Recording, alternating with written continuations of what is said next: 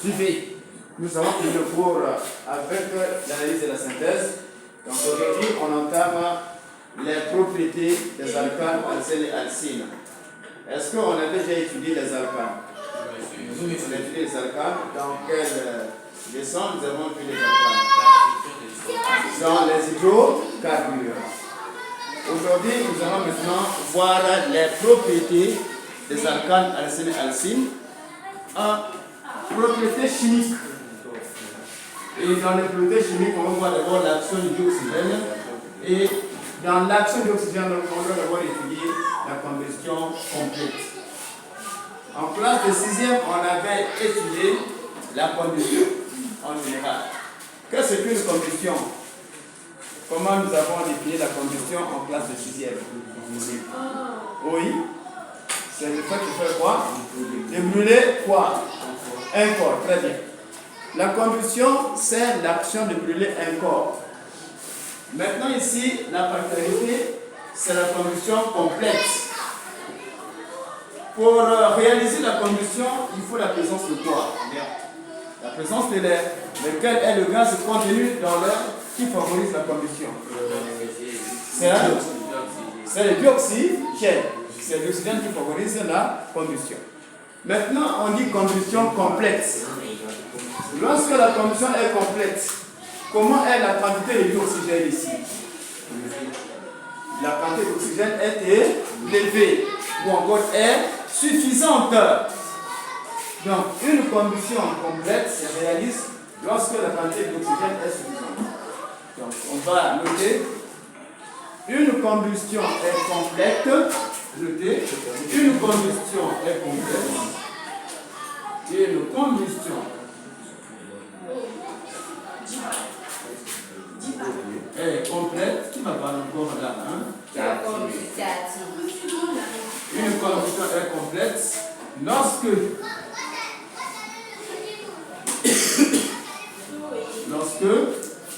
la quantité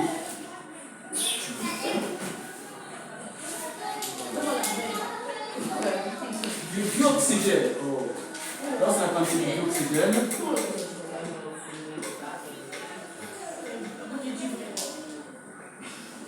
est suffisante, je mets suffisante en couleur, lorsque la quantité de dioxygène est suffisante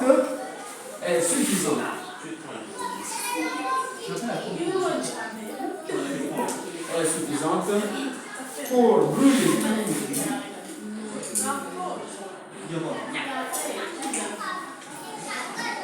la totalité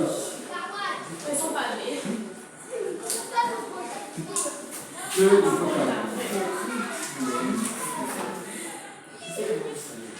l'hydrocarbure. Donc une combustion complète nécessite une quantité suffisante de dioxygène. B. Les produits d'une combustion complète.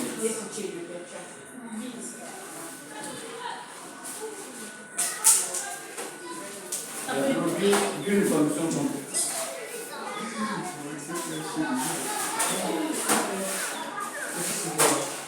Les produits d'une combustion complète.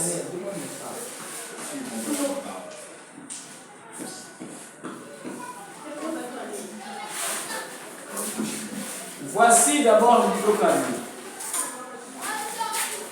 L'hydrocarbure est constitué du carbone et de l'hydrogène. Est-ce que c'est bien? L'hydrocarbure est constitué du carbone et de l'hydrogène. En classe de 5e, nous avons vu la combustion du carbone. Que donne la combustion du carbone? La combustion du carbone donne quoi? Que donne la combustion du carbone? Le carbone plus le dioxygène. Qu'est-ce qu'on obtient? On obtient le dioxygène ici. Le dioxyde de carbone, donc nous avons ici. Et que donne la combustion d'hydrogène? On obtient quoi? On obtient de l'eau, H2O. Donc, dans l'hydrocarbure, ces corps brûlent séparément. Lorsque la combustion est complète, ces corps brûlent séparément. Le carbone brûle pour pour donner l'oxyde de carbone et l'hydrogène brûle pour donner de l'eau. Finalement, quels sont les produits d'une combustion complète? Quels sont les produits d'une combustion complète ici? Quels sont les produits d'une combustion complète? Très bien. Les produits d'une combustion complète sont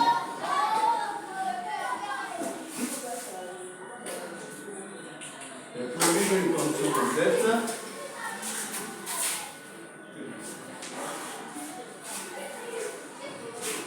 Une combustion complète sont le point, le dioxyde de carbone, le dioxyde de carbone,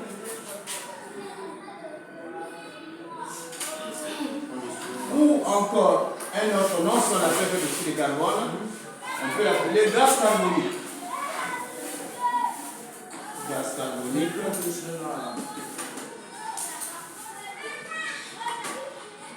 Et l'eau.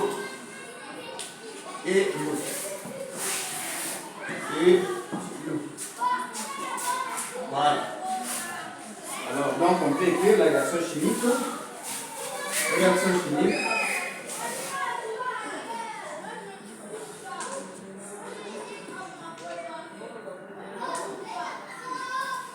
On écrit hydrocarbures.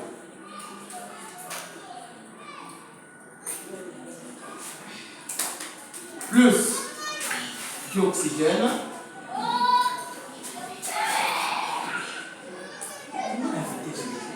donne quoi ici? Qu'est-ce qu'on obtient?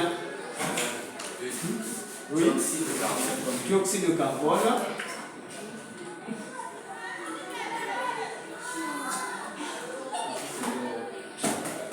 Plus quoi?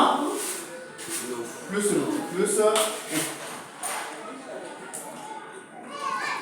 la remarque.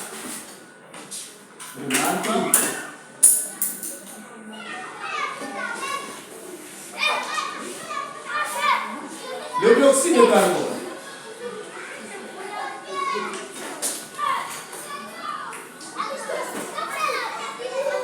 Le carbone, c'est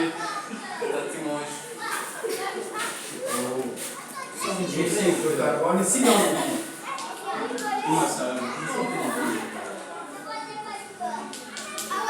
par le fait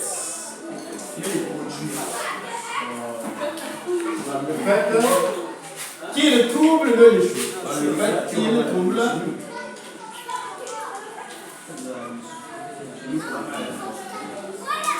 le lécheux.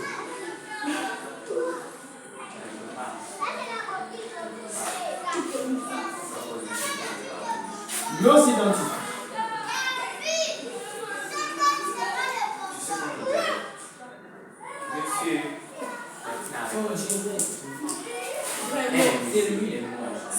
Je suis en train de faire la vie.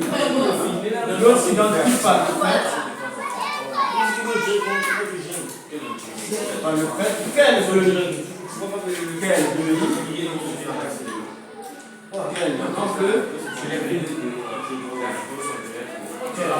Que la solution elle rend bleu, les cristaux et sulfate de cuivre. Quel rend bleu? Les cristaux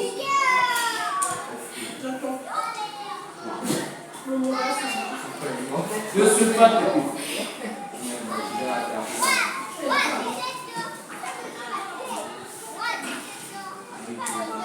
Les cristaux de sulfate de cuivre. Quel rend bleu? Les cristaux de sulfate de cuivre. C'est l'équation générale. C'est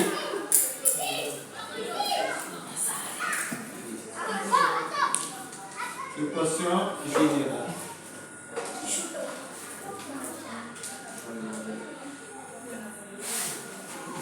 Alors, quelle est la formule générale des hydrocarbures? C'est CX, CXH plus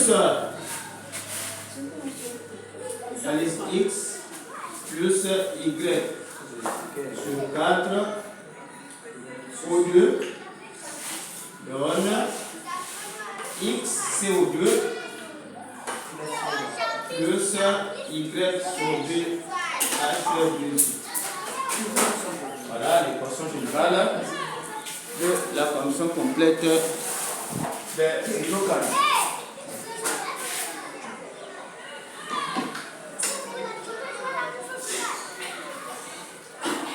Avec cette équation, vous pouvez équilibrer n'importe quelle équation de la fonction complète des hydrocarbures. Un exemple. Équilibre.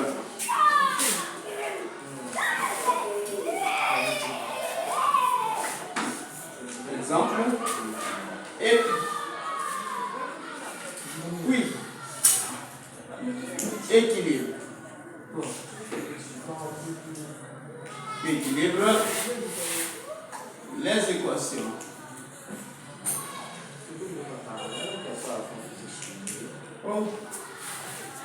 Les équations des conditions.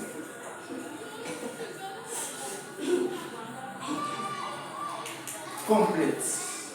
Les conditions complètes. Le point petit k.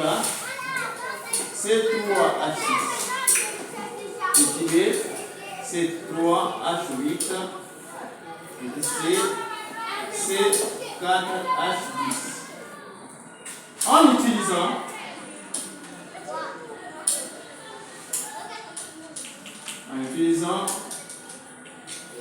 l'équation générale.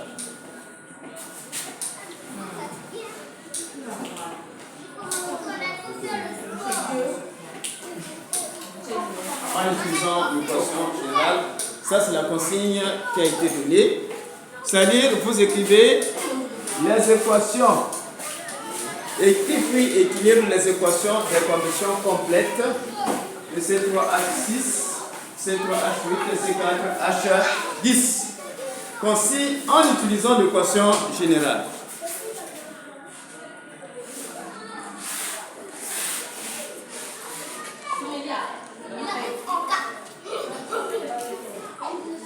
Bien, vous suivez.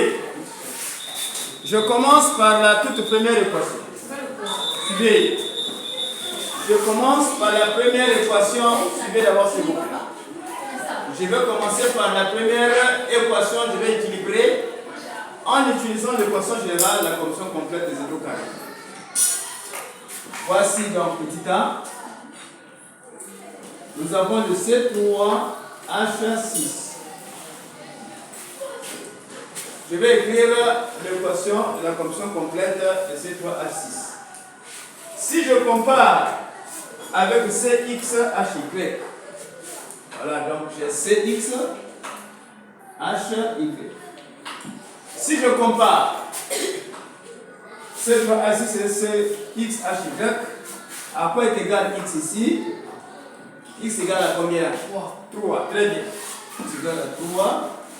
Et Y égale à combien? 6. 6.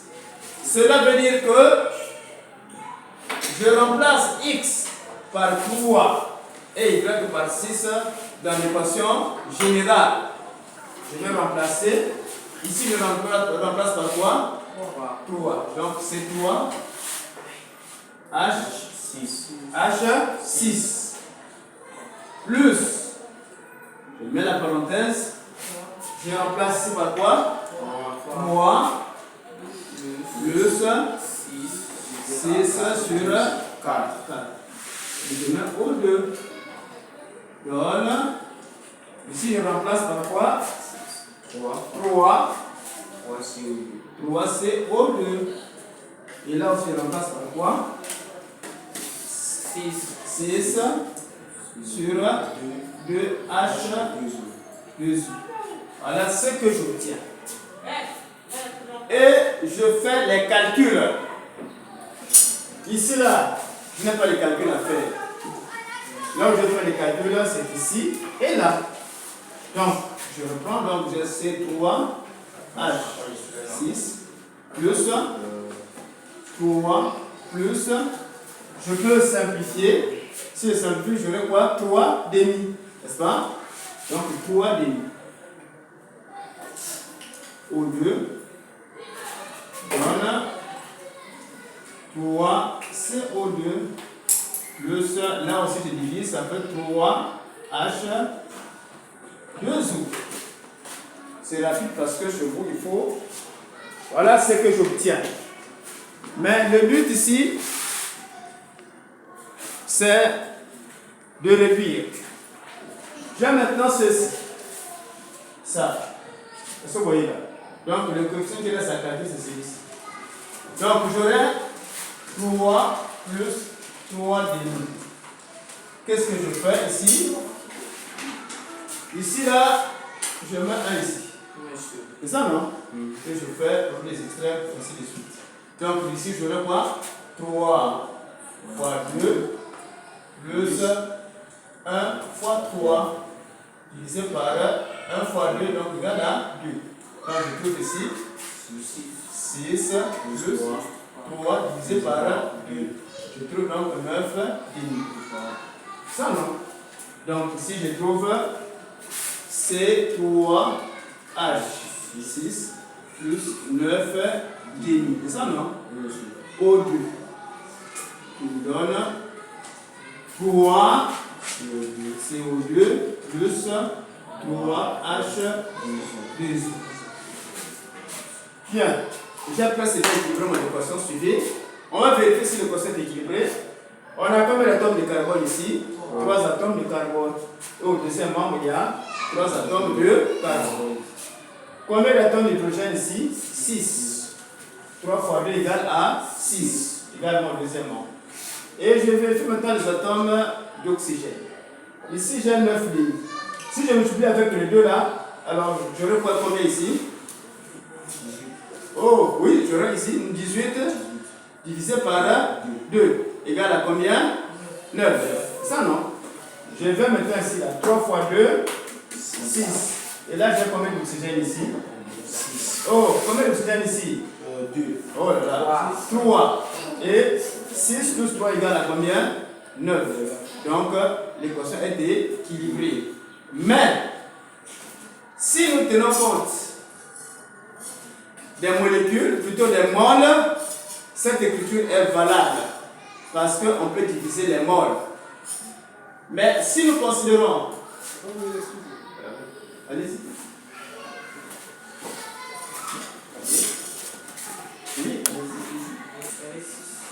bien, je disais donc, suivez. Si nous considérons les molécules, cette écriture n'est pas valable. Mais si nous considérons les moles, alors cette écriture est valable parce qu'on peut diviser les moles. Mais on ne peut pas diviser les molécules. D'où, cela veut dire que si nous considérons les molécules, les molécules ici, on ne peut pas avoir des coefficients fractionnaires. Parce qu'il n'y a pas de demi-molécules. Qu'est-ce qu'il faut faire? En ce moment, comme on ne peut pas avoir de coefficients fractionnaires si on considère les molécules, qu'est-ce qu'on fait? Nous allons maintenant multiplier toutes les équations par 2. On multiplie toutes les équations par 2. Je viens d'avoir ici, je multiplie ici par 2. Donc j'ai 2, c'est 3H6. Plus, je vais multiplier ici par 2. Donc 2 fois 9 demi.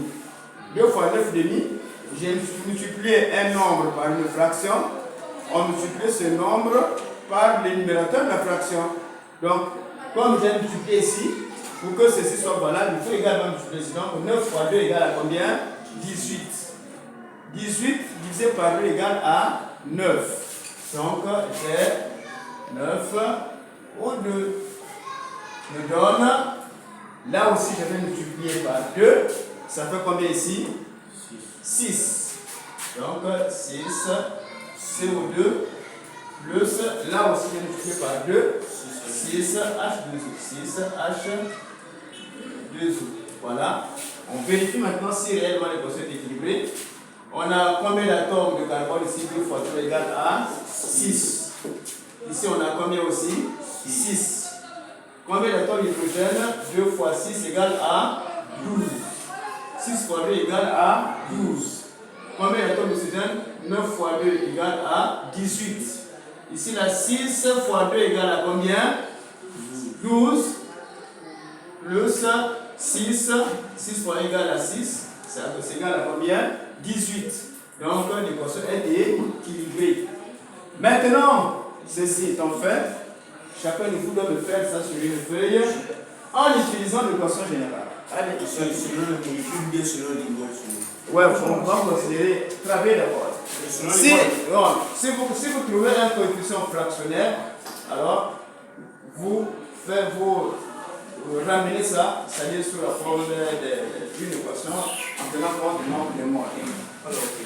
Bien, donc vous me faites ça rapidement. Oui, ramène-moi sur la forme de nombre de mots.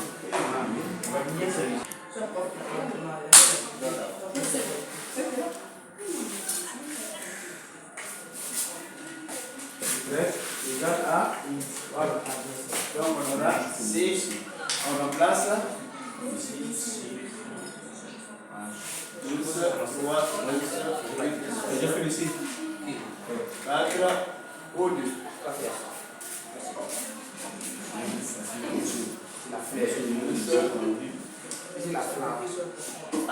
Voilà.